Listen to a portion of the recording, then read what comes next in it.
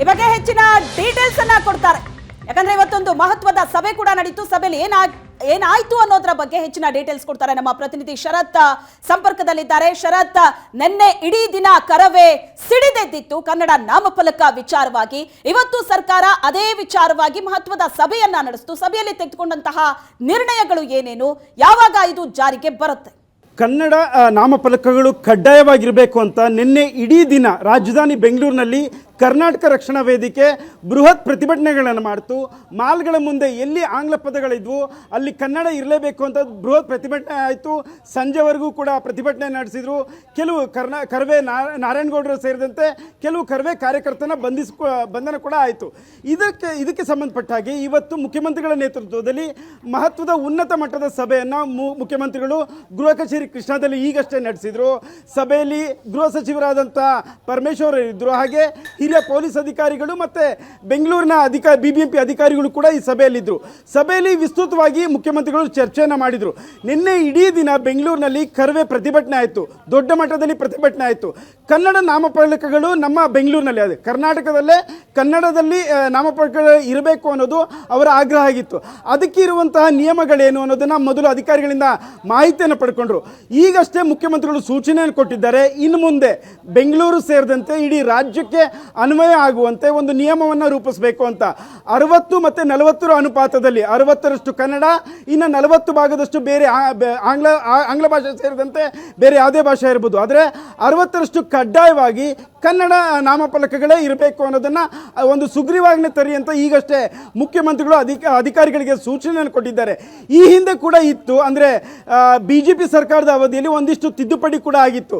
50% ಅಂದರೆ 50:50 ಮಾತ್ರ ಇತ್ತು. ಅದನ್ನು ಈಗ ಮುಖ್ಯಮಂತ್ರಿಗಳು ತಿದ್ದುಪಡಿ ಮಾಡಿ ಹೊಸ ನಿಯಮವನ್ನು ತಗೊಂಬನ್ನಿ ಅಂತ ಅಧಿಕಾರಿಗಳಿಗೆ ಸೂಚನೆಯನ್ನು ಕೊಟ್ಟಿದ್ದಾರೆ. ಅದು 60:40 ಅಂದರೆ 60ರಷ್ಟು ಕನ್ನಡ ಕಡ್ಡಾಯವಾಗಿ ಇರಲೇಬೇಕು. 50 ಅಂತಾನೆ ತೆಗೆದುಕೊಳ್ಳೋಣ. ಈ ಹಿಂದಿನ ಸರ್ಕಾರ 50 ಅನುಪಾತದಲ್ಲಿ ಒಂದು ಆದೇಶ ಹೊರಡಿಸಿತ್ತು ಅಂದ್ರೂ ಕೂಡ ಬಹಳಷ್ಟು ಮಾಲ್ಗಳಲ್ಲಿ ಬಹಳಷ್ಟು ಅಂಗಡಿಗಳು ಯಾವುದು ಕೂಡ ಪಾಲನೆನೇ ಆಗಿಲ್ಲ.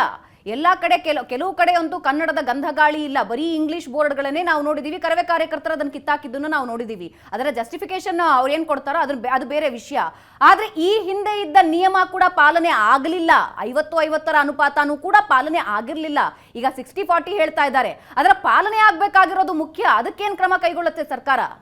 ಈಗ ಖಂಡಿತವಾಗಿಯೂ ಕೂಡ ಸಾಕಷ್ಟು ಭಾಗಗಳಲ್ಲಿ ಕನ್ನಡ ನಾಮಫಲಕಗಳೇ ಮಾಯವಾಗಿತ್ತು. ಅದು 50:50 ಹೋಯಿತು, 20% ಕೂಡ ಇರಲಿಲ್ಲ. ಸೊ ಈಗ ಕರವೇ ಒಂದು ಅಭಿಯಾನ ಕೂಡ ಮಾಡಿತ್ತು ಹಿಂದೆ. ಸೊ ನಿನ್ನೆ ಬೃಹತ್ ಪ್ರತಿಭಟನೆ ಕೂಡ ಆಗಿದೆ. ಈಗ ತಕ್ಕ ಮಟ್ಟಿಗೆ ಸರ್ಕಾರ ಎಚ್ಚೆತ್ತುಕೊಂಡಿದೆ ಅನಿಸುತ್ತೆ. ಸೊ ಈಗ 28 ತನಕ ಗಡುವನ್ನು ಕೊಟ್ಟಿದ್ದಾರೆ.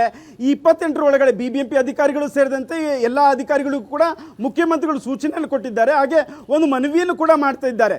ಈಗ ನಾವೇನು ಒಂದು ಸುಗ್ರೀವಾಜ್ಞೆ ಹೊರಡಿಸಿ ಹೊಸ ನಿಯಮವನ್ನು ತರ್ತಾ ಇದ್ದೇವೆ, ಇದನ್ನು ಕಡ್ಡಾಯವಾಗಿ ಮಾಡಿ ಅನ್ನೋ ಒಂದು ಮನವಿಯನ್ನು ಕೂಡ ಮಾಡ್ತಾ ಇದ್ದಾರೆ. ಒಂದು ವೇಳೆ ಈಗ ಸುಗ್ರೀವಾಜ್ಞೆಯನ್ನು ಈ ಹಿಂದೆ ಇದ್ದಿದ್ದನ್ನೇ ಯಾರು ಪಾಲನೆ ಮಾಡಿಲ್ಲ, ಅಧಿಕಾರಿಗಳು ಕೂಡ ಅವ್ರ ಮೇಲೆ ಕ್ರಮ ಕೈಗೊಂಡಿಲ್ಲ ಅನ್ಸುತ್ತೆ.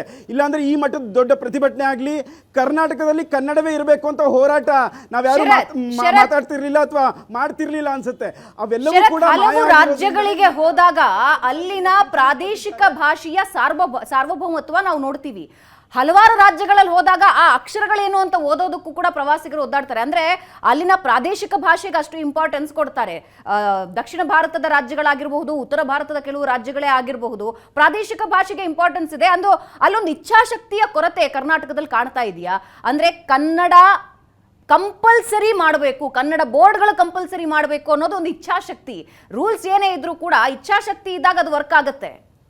ಖಂಡಿತ ಭಾವನ, ಅದು ನಾವೇನಾಗ್ಬಿಟ್ಟಿದ್ದೀವಿ, ಕೆಲವರು ನಾವು ಸೇರಿದಂಥ ಎಲ್ಲರಿಗೂ ದೃಷ್ಟಿಯಲ್ಲಿ ಇಟ್ಕೊಂಡು ಹೇಳ್ತಾ ಇದ್ದೀನಿ. ನವೆಂಬರ್ ಕನ್ನಡಿಗರು ಮಾತ್ರ ಆಗಿದ್ವಿ. ನೀವು ಹೇಳ್ದಂಗೆ ನಾನು ಒಂದೆರಡು ರಾಜ್ಯಗಳಿಗೆ, ತಮಿಳುನಾಡಿಗೆ ಉದಾಹರಣೆಯನ್ನು ಕೊಡ್ತೀನಿ. ತಮಿಳುನಾಡಿನಲ್ಲಿ ಎಲ್ಲ ನಾಮಫಲಕಗಳು ಕೂಡ ಅವರ ಪ್ರಾದೇಶಿಕ ಭಾಷೆ ತಮಿಳಲ್ಲೇ ನಾವು ಕಾಣ್ತಾ ಇದ್ದೀವಿ. ಸೊ ಆದರೆ ನಮ್ಮ ರಾಜ್ಯದಲ್ಲಿ ಆ ಥರ ಇರಲಿಲ್ಲ. ಚಿಕ್ಕಪೇಟೆ ಇರ್ಬೋದು ಅಥವಾ ಬೇರೆ ಈಗ ಈ ಪ್ರತಿಭಟನೆ ನಿನ್ನೆ ಕರವೇ ಏನು ಮಾಡ್ತು, ಮಾಲ್ಗಳೇ ಇರ್ಬೋದು. ಈಗ ಅವರ ಪ್ರತಿಭಟನೆ ಮಾಡಾದ್ಮೇಲೆ ಕನ್ನಡದಲ್ಲಿ ಬರೀತಾ ಇದ್ದಾರೆ.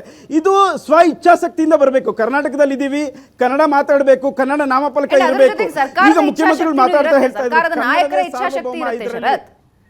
ಇಂಪ್ಲಿಮೆಂಟೇಷನ್ ಬಗ್ಗೆ ಅವರ ಇಚ್ಛಾಶಕ್ತಿ ಮುಖ್ಯ ಅಂತ ಅನ್ಸ್ಕೊಳ್ಳುತ್ತೆ. ಈಗ ದೊಡ್ಡ ದೊಡ್ಡ ಮಾಲ್ಗಳಿಗೆ ಹೋಗಿ ನೀವು ಕನ್ನಡದಲ್ಲಿ ಬರೀರಿ ಅಂತ ಒಬ್ಬ ಜನಸಾಮಾನ್ಯ ಹೇಳೋದಕ್ಕೆ ಸಾಧ್ಯ ಇಲ್ಲ. ಸರ್ಕಾರದಿಂದ ಒಂದು ಆದೇಶ ಹೋದಾಗ, ಒಂದು ಕಟ್ಟುನಿಟ್ಟಿನ ಆದೇಶ ಹೋದಾಗ ಅದಕ್ಕೆ ತಲೆಬಾಗಬೇಕಾಗತ್ತೆ. ಆ ಇಚ್ಛಾಶಕ್ತಿ ಸರ್ಕಾರದಲ್ಲೂ ಕೊರತೆ ಇದೆ. ಖಂಡಿತ ಭಾವನಾ, ಕೇವಲ ಸರ್ಕಾರದ ಇಚ್ಛಾಶಕ್ತಿ ಮಾತ್ರ ಅಲ್ಲ, ಇಲ್ಲಿ ವಾಸಿಸುವಂಥ ನಮ್ಗಳ ಮೇಲೂ ಕೂಡ ಇರುತ್ತೆ. ಅಂದರೆ ಯಾರು ಬೇರೆ ರಾಜ್ಯಗಳಿಂದ ಬೇರೆ ಬೇರೆ ಕಡೆಯಿಂದ ಇಲ್ಲಿ ಬಂದು ವ್ಯಾಪಾರ ವಹಿವಾಟು ಮಾಡ್ತಾ ಇರ್ತಾರೆ, ಸರ್ಕಾರದ ಇಚ್ಛಾಶಕ್ತಿ ಎಷ್ಟು ಇರುತ್ತೋ ಇಲ್ಲಿ ಬಂದು ವ್ಯಾಪಾರ ವಹಿವಾಟು ಮಾಡೋರಿಗೂ ಕೂಡ ಅಷ್ಟೇ ಇಚ್ಛಾಶಕ್ತಿ ಇರುತ್ತೆ. ಇಲ್ಲಿಯ ಜನರುಗಳ ನಡುವೆ ಅವರು ಬಾಂಧವ್ಯವನ್ನು ಬೆರೆತು ಅವರು ವ್ಯಾಪಾರ ವಹಿವಾಟುಗಳನ್ನು ಮಾಡ್ತಿರ್ತಾರೆ. ಆದರೆ ಇಲ್ಲೇ ಅವರು ಕನ್ನಡವನ್ನು ಮಾತಾಡದೆ ಕನ್ನಡ ನಾಮಫಲಕಗಳನ್ನೇ ಹಾಕದೆ ಅವರು ಕೂಡ ಒಂದು ಅಸಡ್ಡೆಯನ್ನು ತೋರಿಸ್ತಾರೆ. ಇನ್ನೊಂದು, ನಮ್ಮ ಅಧಿಕಾರಿಗಳು ಕೂಡ ನಿಯಮವನ್ನು ಮಾಡಿರ್ತಾರೆ, ಅದು ಪಾಲನೆ ಮಾಡ್ತಾರೋ ಇಲ್ಲೋ ರೂಲ್ಸನ್ನು ಮಾಡಿ ಸುಮ್ಮನೆ ಬೇಕಾಬಿಟ್ಟು ರೂಲ್ಸನ್ನು ಮಾಡಿರ್ತಾರೆ, ಅದು ಆಗ್ತಾ ಇದೆಯೋ ಇಲ್ಲೋ ಅನ್ನೋದನ್ನು ಅವರು ಕೂಡ ಕಡೆಗಣಿಸಿರ್ತಾರೆ. ಈ ಎರಡೂ ಇಚ್ಛಾಶಕ್ತಿ ಇಬ್ಬರಲ್ಲೂ ಬರಬೇಕು. ಒಂದು, ಯಾರು ನಿಯಮಗಳನ್ನು ಪಾಲನೆ ಮಾಡಿ ಅಂತ ಹೇಳ್ತಾರೆ ಅವರು ಪಾಲನೆ ಆಗಿದೆಯೋ ಇಲ್ಲೋ ಅನ್ನೋದು ಅವರು ಕೂಡ ನೋಡ್ಕೋಬೇಕು. ಇನ್ನೊಂದು, ಇಲ್ಲಿ ಯಾರು ವ್ಯಾಪಾರ ವಹಿವಾಟು ಬೇರೆ ಕಡೆಯಿಂದ ಬಂದಂಥ ಅವರು ವ್ಯಾಪಾರ ಮಾಡ್ತಾ ಇರ್ತಾರೆ ಅವರು ಕೂಡ ಸ್ವ ಇಚ್ಛಾಶಕ್ತಿಯಿಂದ ನಾವು ಈ ನೆಲಗಟ್ಟಿಗೆ ತಕ್ಕ ಹಾಗೆ ಇಲ್ಲಿಯ ಪ್ರಾದೇಶಿಕ ಭಾಷೆಗೂ ಕೂಡ ಒತ್ತು ಕೊಡಬೇಕಾಗತ್ತೆ. ಹಾಗಾದಲ್ಲಿ ಮಾತ್ರ ಒಂದು ಇವೆಲ್ಲ ಒತ್ತಾಯವಾಗಿ ಹೇರಿ ಮಾಡುವಂತದ್ದು ಆಗಬಾರ್ದು, ಸ್ವ ಇಚ್ಛಾಶಕ್ತಿಯಿಂದನೇ ಆಗ್ಬೇಕು. ಅವ್ರು ಇದನ್ನೆಲ್ಲ ಅರ್ಥ ಮಾಡ್ಕೋಬೇಕಾಗತ್ತೆ ಭಾವನಾ.